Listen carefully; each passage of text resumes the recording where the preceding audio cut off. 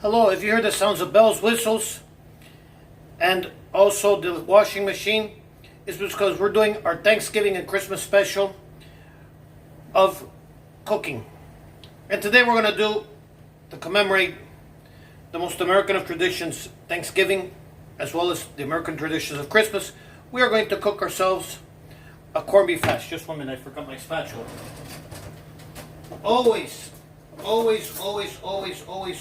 get a spatula. You have the spatula. And in addition to the spatula, we're going to be having olive oil. We're going to be having the proverbial corned beef. And of course, we're going to be having, if I could do it, let's see.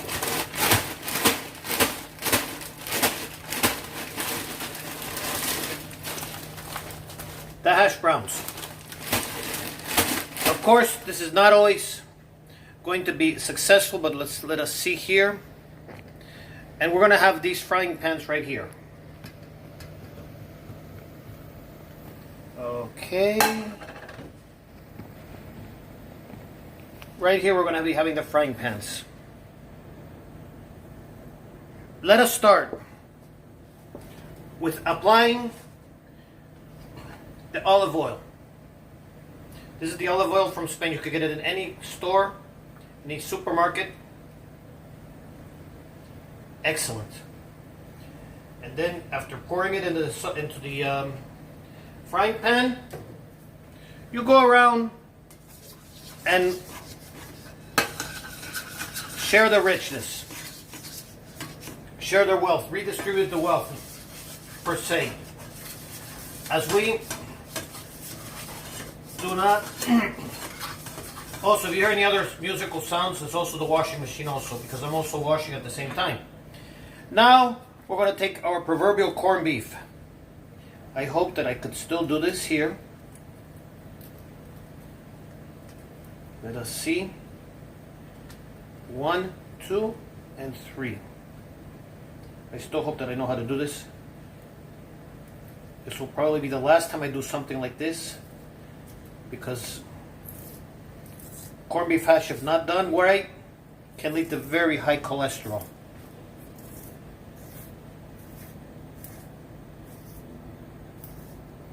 Oh yes, what can be expected? And then you pour the corned beef. You're going to be using separate pans, and then after using the separate pans, you pour the corned beef in, like so. It doesn't want to go in, but we're going to make it go in.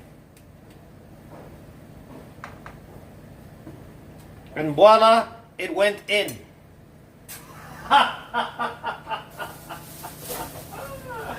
Oh yes, oh yes, oh yes, oh yes. All of this has to be really, really well cooked. Because if not, then we're going to have big problems. Yes, has to be the whole corned beef. The servings is for 8 people, but who cares? We're in the Thanksgiving and Christmas season. This is the season to enjoy life as well. Although we should enjoy it every 365 days a year. Okay. We got this part taken care of. And now we're going to take care of the hash brown.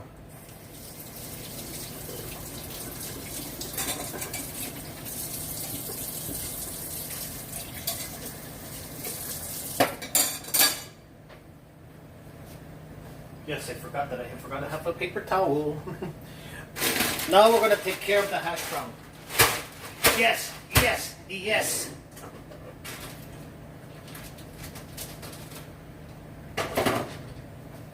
For those who are saying that I am imitating other cooking shows, the other cooking shows have no relation to what we're going to be seeing here.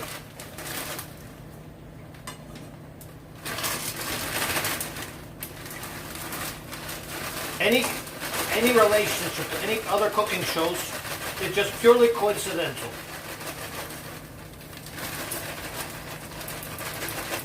We now liberally empty anything that looks like the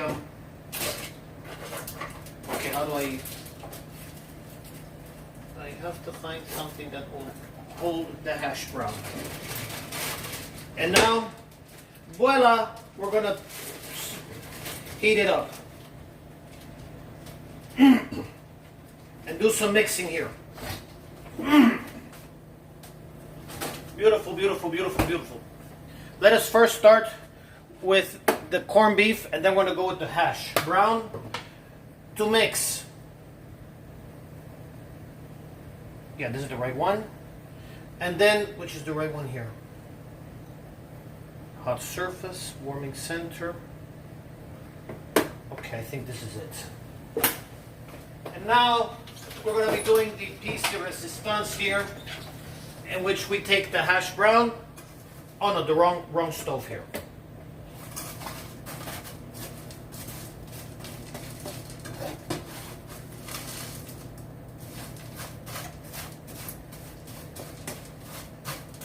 Well, we take the corned beef.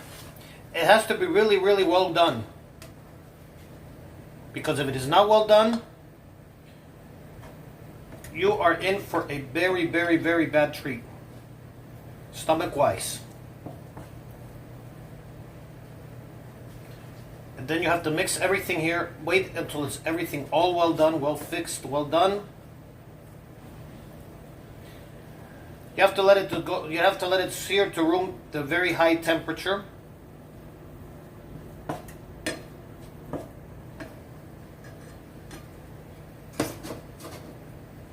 And at the same time, you have to keep an eye on the hash brown. Very, very big eye on the hash brown.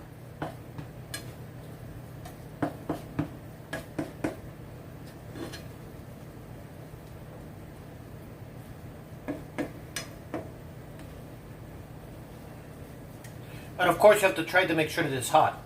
The hash browns are still not hot. They're very well frozen here. Maybe I should have put some water or something. Oh yeah, it's coming out really good. They have to be still fried.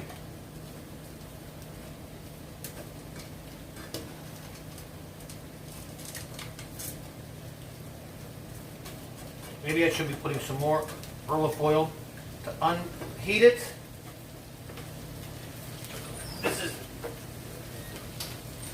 This is not a breakfast that I recommend every day. But if you really love to do, oh yeah, the corned beef hash is sizzling. The corned beef is sizzling, but the hash brown doesn't want to sizzle. But we're gonna make it sizzle. We're gonna make the hash brown sizzle, aren't we? Oh yes, we're gonna make it sizzle.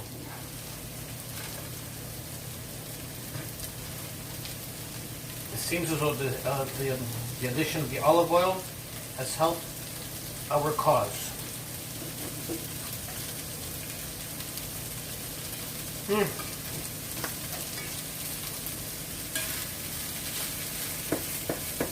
It seems as though the corned beef is doing really well.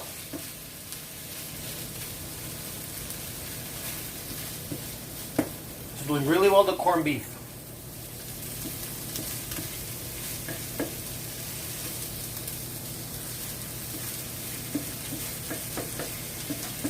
I say it's doing much more better than when I expected.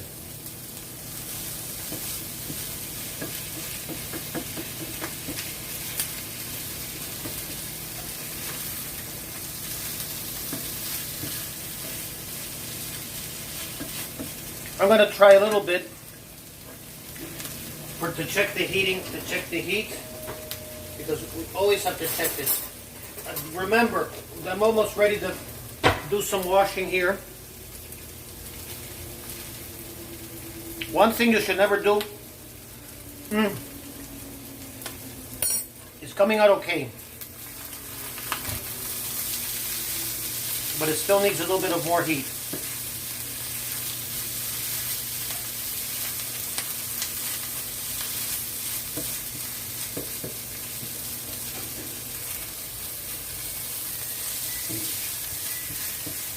Later on, we're going to be putting the heating on. Let me just take a look here.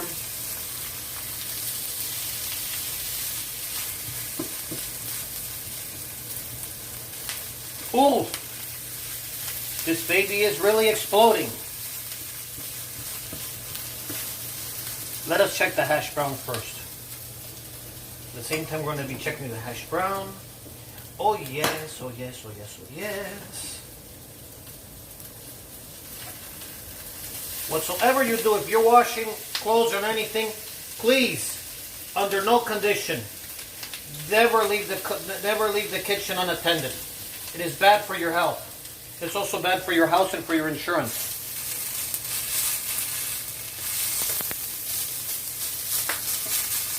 Let me just put this here as we do a fast boil with the hash brown.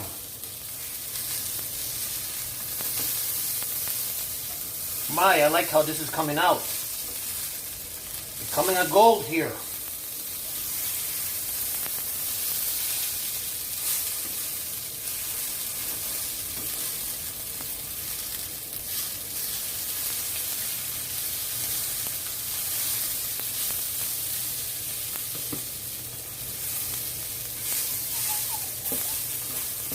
Corned beef hash has always been an American staple, especially in the South. Especially during the Christmas and Thanksgiving season, even though it's going to be used all around during the cold weather. A typical American breakfast will be the corned beef hash along with the sausage, the hash brown, oatmeal, and scrambled eggs, and some sausages on the side. And But we're still waiting for this to sort of like boil over. Let me see how the corned beef is progressing. And how the hash brown is progressing.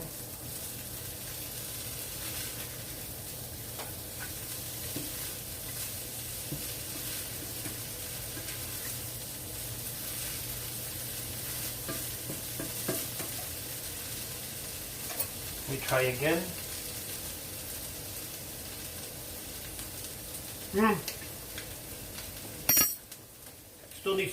Still needs more cooking.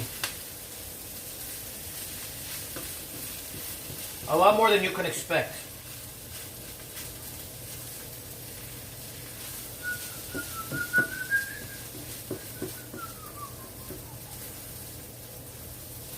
And let's see how the hash brown is doing.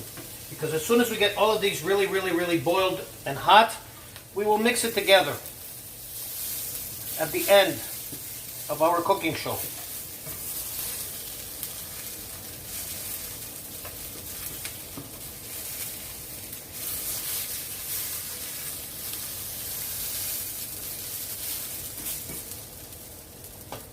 Let me take the fork here. Hope that we could do some progress here.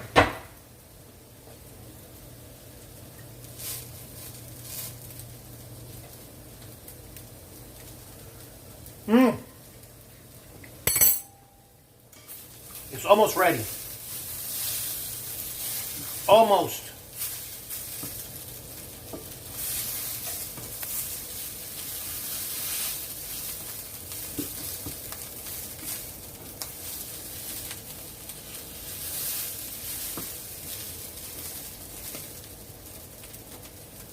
Let me try here.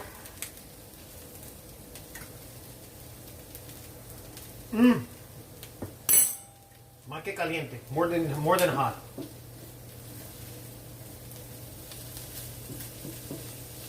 But we're still waiting for the hash brown to heat a little bit more. And then, voila, we're going to have everything great here. As we cook everything together.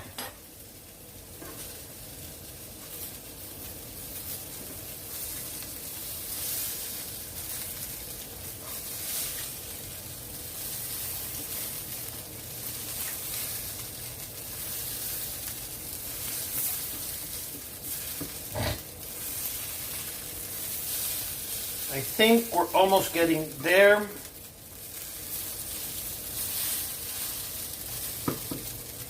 We're almost there.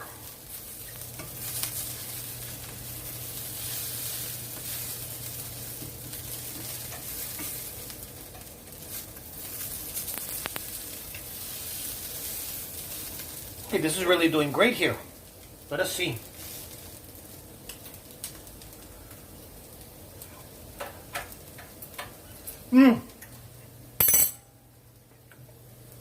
Now comes part 3.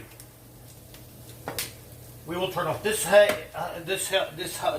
here, and we're going to mix it together.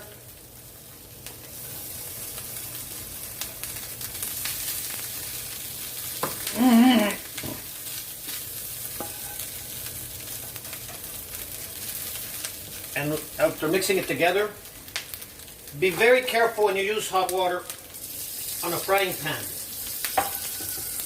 because heat and cold do not mix,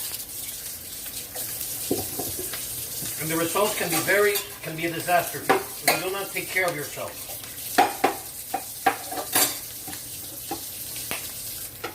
Now for the final piece of resistance.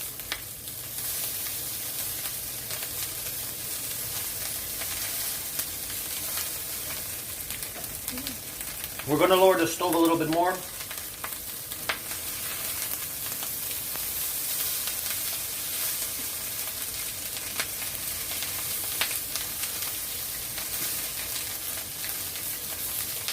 This also makes a great lunch and a great dinner. Whoa!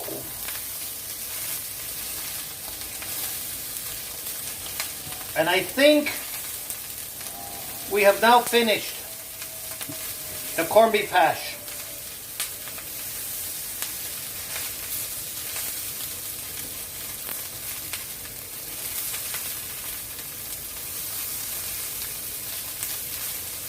We have now finished it.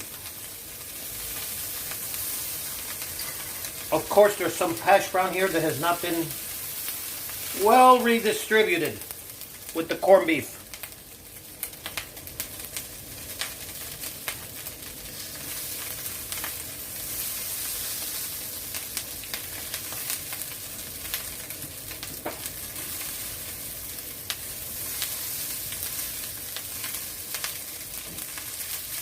Well, I think we have redistributed everything here.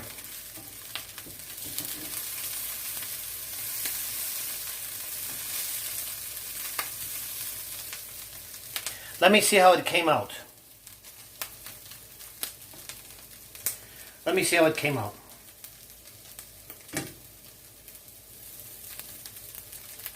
Because to really remember, no pain, no gain in cooking. It could be, I could either do a dunce or I could do a disaster. Okay, if it's good, let us try it. Okay, let us try the corned beef hash.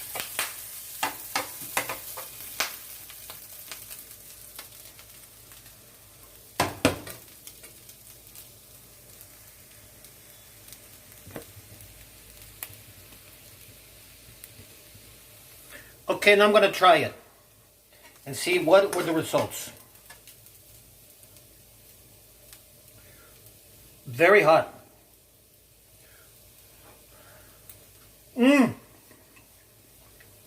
Delicious. Right now, I'm going to be serving myself with this pan, a great corned beef hash. Remember, empty the can of corned beef. Empty a little bit of the bag of the hash brown. Apply a little bit of the olive oil in 2 separate pans. Heat it until it is totally cooked. Then mix the 2 together and do an even redistribution. The rest, you get beautiful results. For Volcano Club, this is RCAG. And now I'm going to enjoy a little bit of this corned beef hash.